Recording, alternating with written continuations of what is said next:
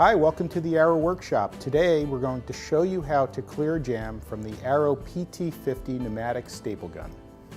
First, disconnect the air hose from the stapler. Then turn the tool over.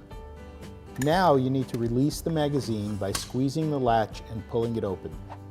Remove the jam staples from inside the magazine using a screwdriver or pliers to grasp the staples if necessary. Insert a full strip of staples into the magazine. Slide the magazine closed until it locks in place. Reconnect the air supply hose. And now you can get back to work.